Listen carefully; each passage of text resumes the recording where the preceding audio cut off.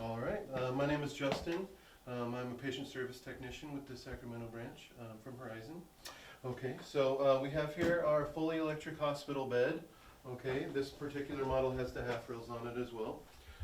So the first thing you're going to want to know is how to operate it. Okay, so this is the remote right here. So the left side is the up direction, the right side is the down direction. The top is the head, the middle is the height of the bed, and the bottom is for the legs and the knees.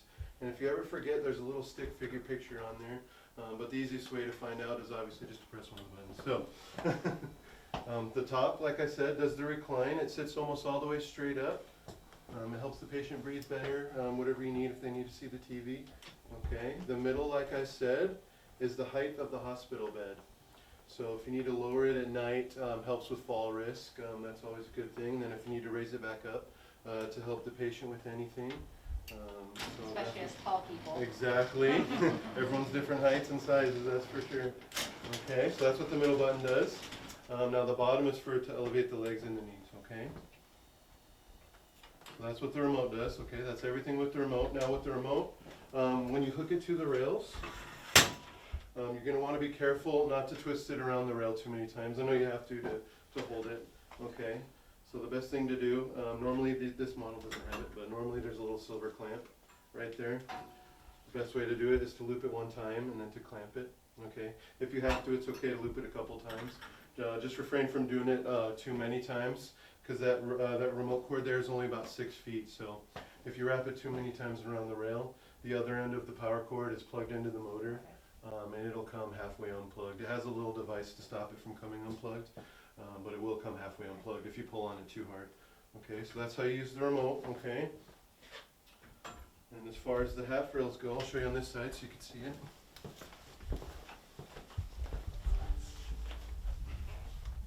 So the half rails, I'm going to move the back a little bit too, so it's easier to see on the camera.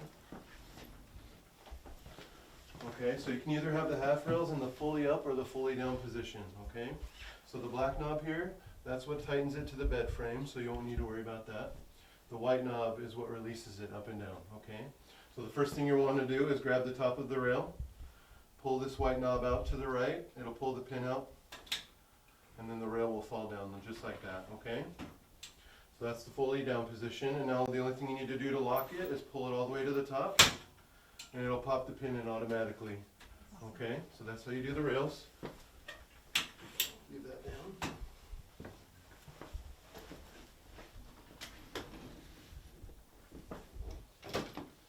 Okay, and now, if the power were to go out in the house, the remote's not going to work because the bed runs on electricity.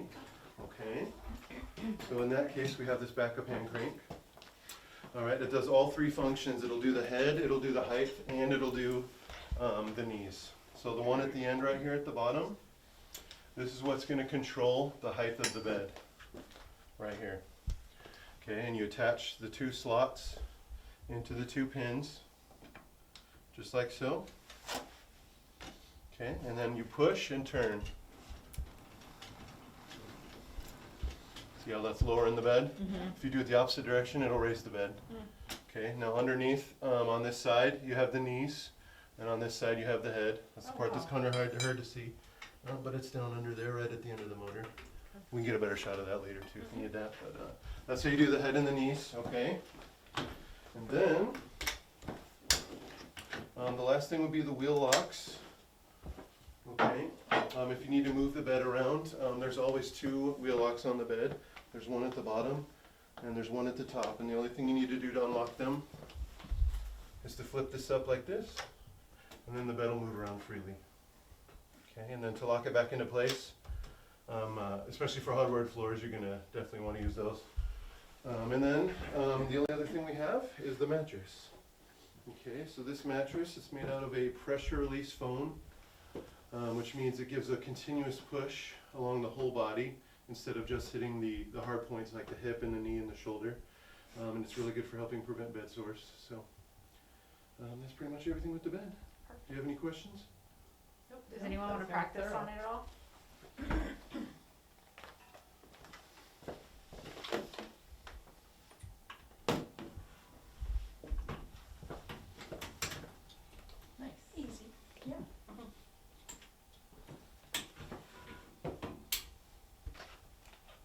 And do all of your texts show every single patient perfect, nice. Yeah, if we go to, the only time they don't is if we go to big facilities. Yeah, if they know Like how to use Oakmont, it. they'll tell us. We still ask though. We're always like, Yeah. hey, you guys need us to go, because you know every company has a different model. Okay. So we like to make sure somebody knows, Okay. especially for rails and stuff like that. So because there's different type of rails. Yep. Too, so. Yeah. Hoyer? Mhm. Sure. Okay, since we're still on the bed.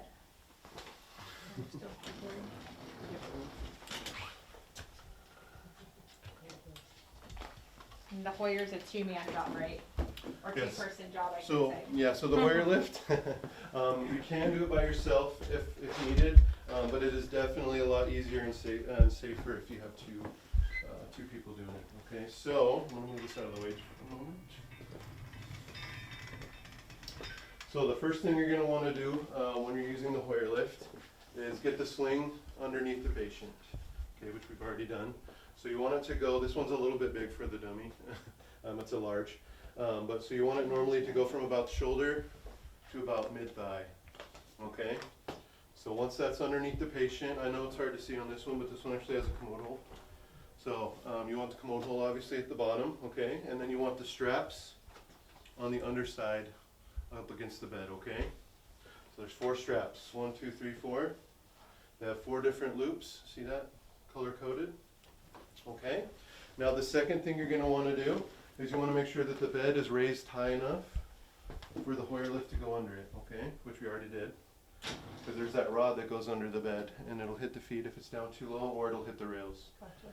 Okay, so you want to make sure that the bed's raised enough.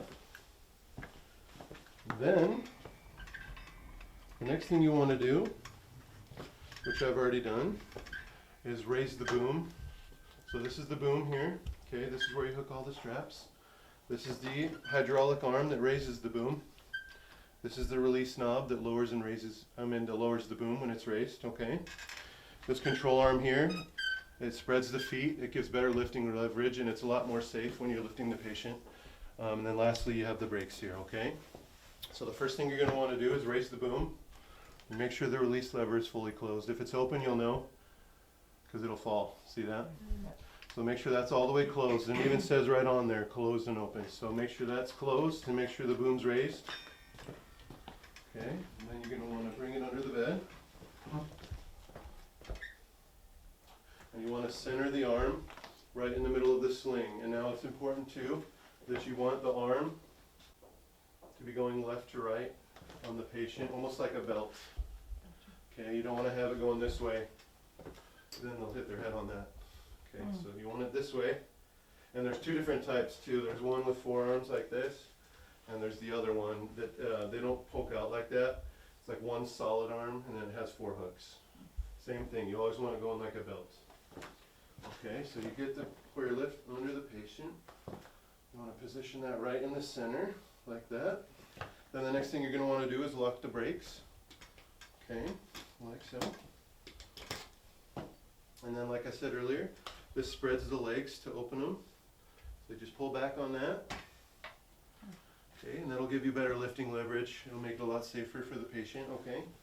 Now the next thing, you're gonna wanna hook up the loops here. So you have the 2 at the feet, the 2 at the head. So if you're going from a laying position to a wheelchair, it's easier if you use a lower hoop on the head, and then you lose the highest loop on the feet, okay? That'll bring the patient in the air in more of a seated position, so it makes it a lot easier to get into the wheelchair. If you have them on the same color on all 4, it'll just have them more in a laying position in the air. So if you're just raising them just to do something on the bed, you could use all the same color loop. But for now, we'll use the lower one on the head. Yellow. Yep, we'll go yellow. We'll go black on the foot. So you want to make sure that the boom, I already had it set, but you want to make sure it's low enough to where that you can hook the loops up and the patient's still comfortable and that nothing is hitting the patient.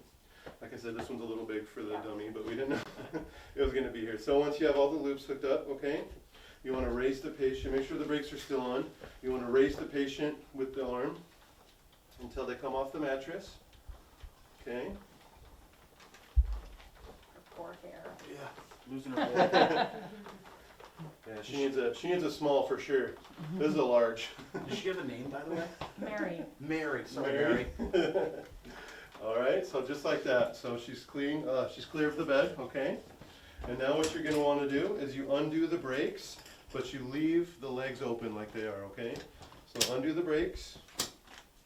And then, like I said, it is easier with two people because one person can control the lift, and then the other person can kind of guide the patient. Okay. But if you are by yourself, just be careful. So you have one person guide the patient, the other person bring the lift out. Okay. And the reason the legs stay open like that is obviously because it's safer, but also you can fit the wheelchair right in there when you're lowering the patient, okay? So once you get it out into place, you're gonna wanna lock the wheels again for the lift, okay?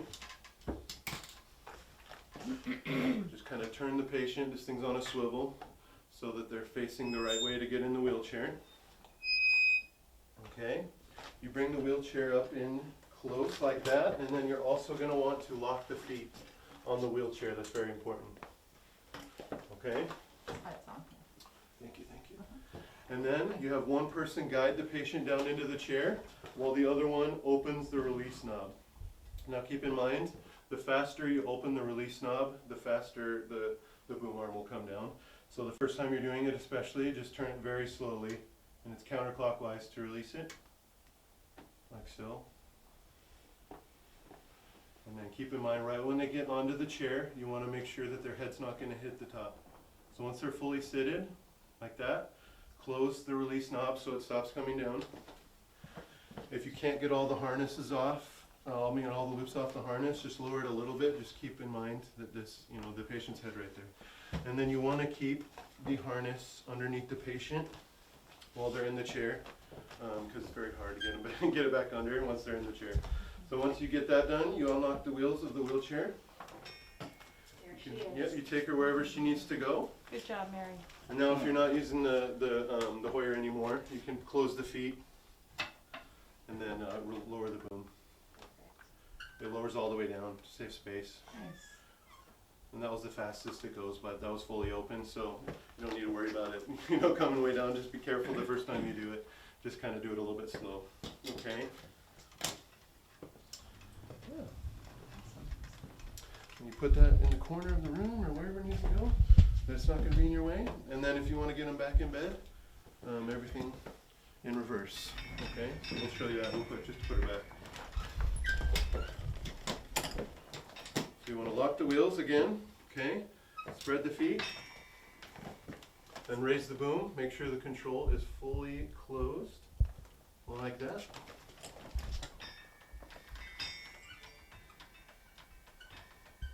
A lot of exercising into this one.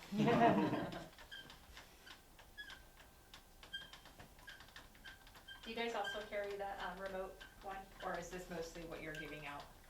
We do mostly the hydraulic pumps, but we do also have the electric ones as well. The only difference between the electric one is instead of doing the hydraulic pump, it has a remote almost similar to the bed that just raises the boom arm. It still has the feet that opens and the brakes and everything's the same. The hydraulic arm is just the only thing that's different. Too high.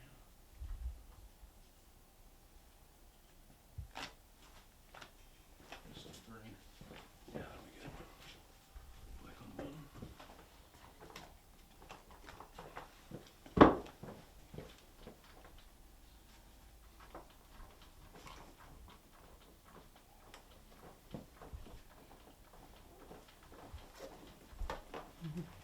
And the first time you use the Hoyer lift with somebody, they're gonna need a lot of reassurance, cause it could be really scary for them. Yeah, It definitely. kind of it balls them up, a little bit, and then I know it's a little scary at first for sure.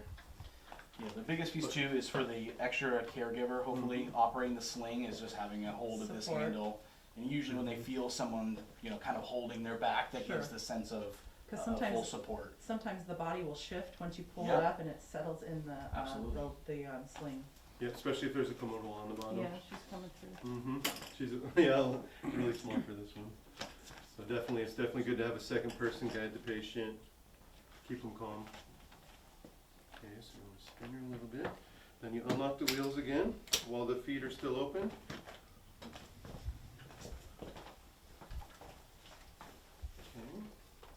Okay. Just every time you're raising and lowering the patient, just make sure all the wheels are locked for everything, okay? Like that. And then you slowly lower the boom again. Don't worry, Mary, I'll fix your hair. Just keep in mind, you only have to lower it enough to get the patient flat, like that, okay? Can you demonstrate how you got the sling under the patient? Yeah, we can show you. Probably just rolling her to one side. Yeah, normally it's not something we do for the patients, but I always tell the families. You show them. Get this out of this way. It's the same way you would do a sheet. You kind of roll them on the side. Move this over here just so it's not in. So basically the opposite, taking it out.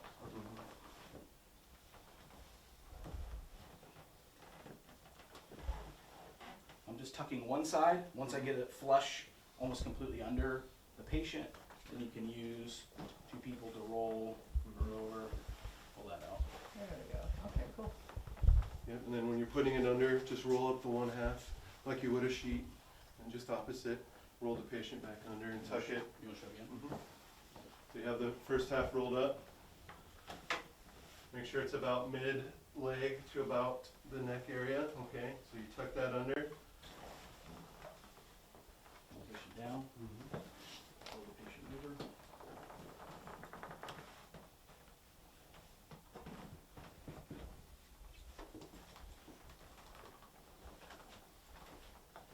Just like so.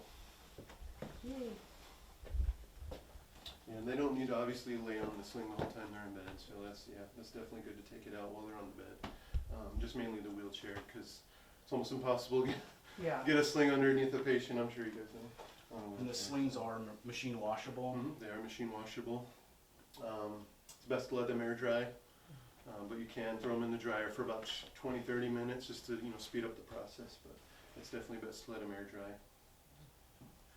Alright, and then, oxygen? Yeah. Were you doing All right, this is an example of a 5-liter concentrator in the home, obviously, or in most places where a patient's going to be residing. They don't have plumbed in oxygen. So in order for us to be able to have kind of an infinite source of oxygen, we use something called a concentrator. And again, this is the example of the 5-liter concentrator. And we also have 10-liter concentrators as well. But essentially what this machine is doing is it's taking the air from the room and it's washing out most of the other gas particles. What most people don't know is the air that we're all breathing in right now actually contains about 70% nitrogen. And so what this machine is doing, it has a series of filters where it draws in that air, captures all that nitrogen, and just puts out pure oxygen, close to as pure oxygen as it can. So biggest thing that you need to know is the concentrator requires really kind of two things. Number one is it requires power. You have to be able to plug it in. So it uses a standard 120 volt outlet plug-in. So you can plug directly into a normal wall outlet. Make sure that wall outlet's grounded. And then the second thing any concentrator requires is space for it to, what we always say, breathe. On this concentrator, for example, you can see there's a little vent on the back. This is where this machine is going to draw in air. So one of the really kind of important parts of using a concentrator is to never, once you plug this in, shove it up against the wall.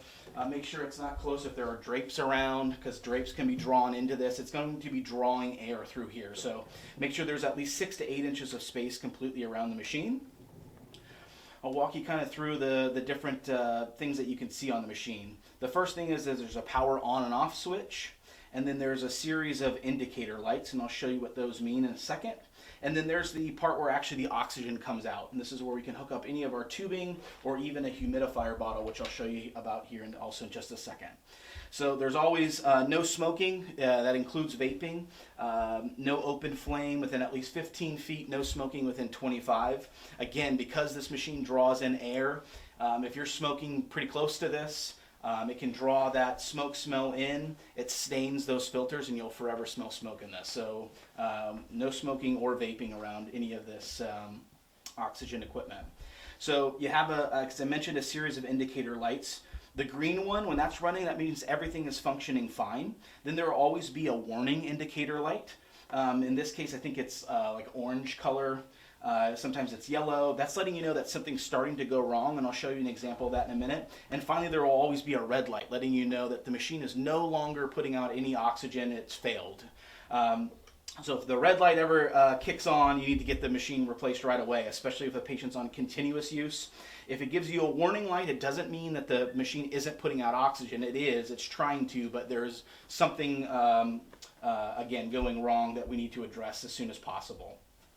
So when I first turn the machine on, an alarm will sound, and then all 3 indicator lights will light up, so we'll show that. So there's the lights, there's the alarm, and then once everything again is functioning normal, there's that green light. Now every concentrator has what's called a flow meter, and on that flow meter there's a little ball that floats in there, and that lets us know how much oxygen this machine is putting out. So the bottom of the ball is always our measurement for flow. So in this case right now, the ball is floating just above the 5 there, the bottom of that ball is touching, so I know 5 liters per minute is coming out of this. And this, because it's a 5-liter concentrator, that's the maximum this machine can put out. So this is what a concentrator normally sounds like. It does make a little noise. You can hear compressors moving, kind of sounds like Darth Vader. That's totally normal. If you start to hear a tumbling sound, almost like shoes in a dryer, that would be an indication of something going wrong. Probably before you even started to hear that sound, you'd get a warning light anyways. But this is the normal kind of audio output this machine does. These do put off a little heat, so it's important that you have a nice open room or well-ventilated room as well. All right. Let's see, anything else? All right. For any oxygen concentrator, patients, some require humidification even on the lowest of flows. Some require only when there's high flows, but no matter the case, whether you're using a 5 or 10 liter concentrator, we can always add a humidifier bottle. That's what these look like. It's kind of hard to see, but there's actually a minimum fill line and a maximum fill line. Never fill above that watermark area. We use distilled water only. That's important. You can get away with bottled water or even tap water for a night or two, but distilled water is the only kind of water that won't build up mineral or calcium deposits in all your supplies, eventually obstructing a flow. So make sure you use that. In order for this humidification system to be connected to this, you obviously need the bottle, and then you need a special piece of tubing that has a threaded part. So that threaded part of the tubing will get connected to the top of the bottle. We'll screw that on. And then your humidifier bottle can just set right on top of the machine here. There's a little piece of Velcro that can help you secure it. And then obviously we need whatever flow is coming out of this to pick up some of that moisture. So the next thing that we would do is connect this piece to the concentrator, and now the oxygen is coming from the machine through this piece of tubing, picking up some of that moisture that's in that bottle, and then being sent out this way. So the maximum fill line is also important there, because when we call it a bubble humidifier, because when water is in there, you'll see water start to kind of bubble or splash around. If you fill above that, that water can splash into your tubing. Now from here, we can connect extension tubing. We can technically do up to 50 feet, but we try to avoid doing that if we can. Most people use a 25-foot tubing or a 7-foot piece of tubing and then connect that to whatever the interface the patient's going to be using. The most common being a nasal cannula. The nasal cannula is 7 feet on its own. So if you want, if a patient is bed-bound, you can connect that tubing to the humidifier bottle, and then we can put the nasal cannula directly on the patient. There's plenty of tubing here for us to be able to do that. But again, some folks, they don't like to hear the noise, they don't like the heat that this thing puts out, so they wanted to have it outside in the hallway or down in another room. Again, from there we would just add extension tubing and then put that onto the patient. Remember also that the more tubing that we have, the more likelihood there can be a kink somewhere. So that's why another reason why we try to avoid adding extension tubing. The biggest troubleshooting issue that we have with a concentrator is back pressure. So that's why I mentioned about the extension tubing. It's starting to kink. Whenever there's a back pressure issue, you'll notice the very first thing that you can see happen. So if I occlude the flow from somewhere, let's say I do it from here, you'll notice the ball will start to slowly fall. Let me actually just keep this like this. The ball starts to drop. And eventually, if the issue is not resolved, the ball will fall all the way to the bottom, and the machine will start to alarm. And let's just make it even the worst scenario. There it is, completely fallen there. And if I hold this for long enough, the machine will start to build up pressure inside the machine, and that's when you will get an indicator light letting you know that something has gone wrong. Usually it takes about, 30 seconds? So there we go. All right. So this is the warning light letting you know that something's starting to go wrong. You'll hear an intermittent beep. And so the first thing I always tell patients when they have this warning light go off, I say, check your flow meter. If you don't see that ball floating, it means there's, again, an occlusion somewhere. I always start with, hey, start from the patient and work your way back. So if the occlusion's with the cannula first, you'll know right away you just need to swap out the cannula. Once you've resolved the issue, you'll see that the ball bounces back. It may take 10, 15, I don't know, on this machine, it may take 20 seconds to eventually resolve, but once you solve the problem, you'll see that ball start to float up, and eventually that alarm will go away. If after a certain length of time, and it varies from machine to machine, if you don't resolve the problem, eventually the machine will shut itself off, and you'll see that constant red light, an alarm. There it goes, it just shut off. The alarm will continuously sound, and then the machine won't put out any more oxygen. The machine will always look to conserve itself first. So if it starts to overheat because of an obstruction to the intake filter, or there's an obstruction of flow and it's starting to work too hard, it'll shut itself off before it burns its own motor, essentially. All right. So on the back, this is an example of just having a machine having just an internal filter. That's actually right here in the back. I'll show it to you. That's what it looks like. Some concentrators, depending on the brand, have external filters. They're like a piece of sponge. So once a week, you might have to clean those. These ones, as far as the internal filter, you don't ever have to service. We take care of all of that for you. Because this machine is drawing all the air through this vent, it is important that you at least wipe down this back because it will get dusty, especially if there are animals in the home. You'll see dog hair attached to it. Try to keep that as clean as possible. The cleaner you keep the outside of the machine, the area that it's in, the longer the machine will last. By the way, a little fun fact, if you ever get in a pinch, this model, it keeps an extra threaded piece of tubing in there for you. So that piece of threaded tubing that I used to connect the bottle to here, if you were in a bind in the middle of the night and you lost this or it ripped or something, you needed one, there's actually one in the machine for you. All right, that's the concentrator. Can we show how to put the nasal cannula in this, Mary? Sure. The correct way. I've seen some funny things. Okay, we get that question a lot with the families. I'll probably just show this in the camera first. So you notice on any nasal cannula, obviously there are two prongs, one for each nostril. There is a slight curve to that cannula. It bends down. This is how we want the cannula to go into the patient's nose. So we have that kind of curve. Just like our airway kind of goes in our nose and then down, we want to follow that same curve with the cannula. So this is a neck strap, so I always open this all the way up first, and then I will come to Mary, making sure that nasal cannula prongs are face down. I'll insert that into Mary's nose, wrap each part of the cannula cord around the patient's ear, and then finally coming to the neck cord and tightening it under the chin. Pretty straightforward. Great. There we go. Mary is fully oxygenated.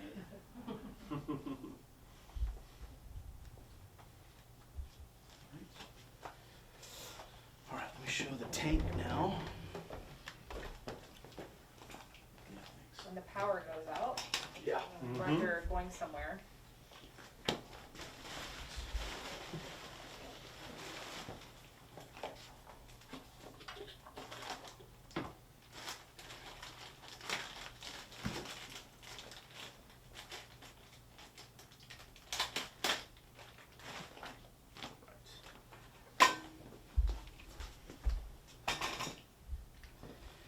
All right.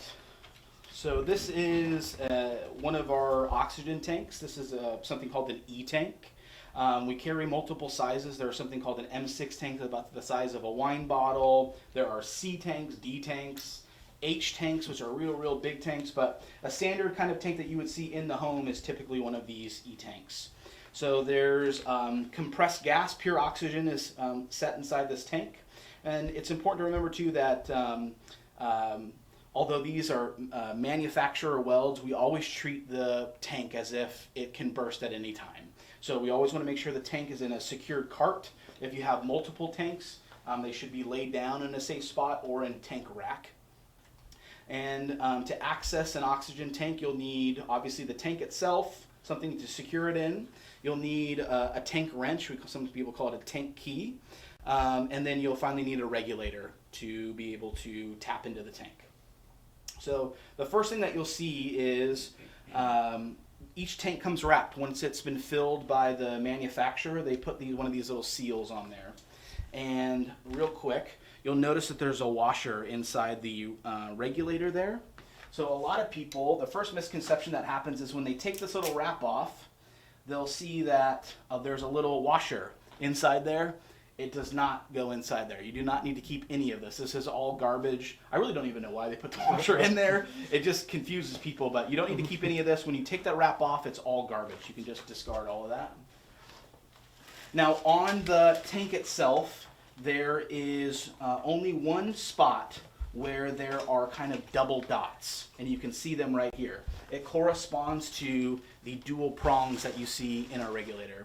So when we're ready to put the regulator on, we're going to slide this right over the top, insert those double prongs into those two holes, and then tighten our bolt. I need to turn this tank around so the camera can see. All right.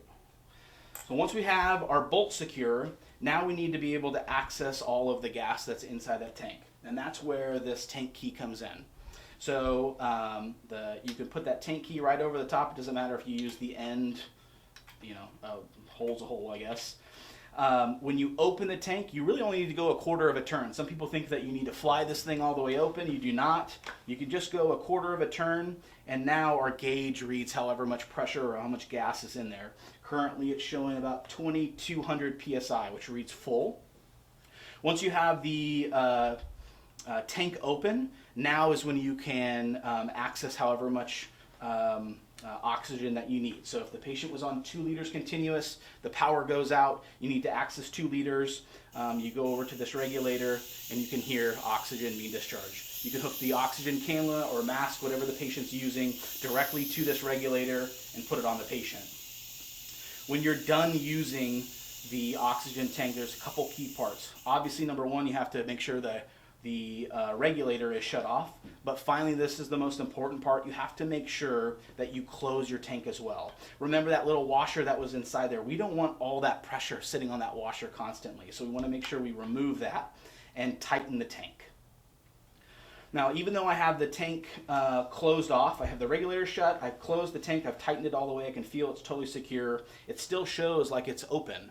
And it's because there's residual pressure left inside that regulator. So I always like to release that personally because, again, I don't want to leave pressure on the washer. So I'll just let off the bolt just a little bit, and you'll hear a hiss. There's the hiss, and then it shuts off. And I can leave this bolted on. So sometimes a technician will show up. They'll show them how to use the same setup. They'll release all the air, and now the gauge reads empty. And so when they go to use it, a patient or a caregiver might panic and say, "You delivered an empty tank," or it's empty now. And then the truth is it's not. They just need to make sure that bolt's secure and then open their tank back up, and then it reads full again. All we've done is just make sure that that pressure, residual pressure, isn't in that regulator anymore. So again, that's make sure the regulator is off, close the tank, let off this pressure, and then you're done.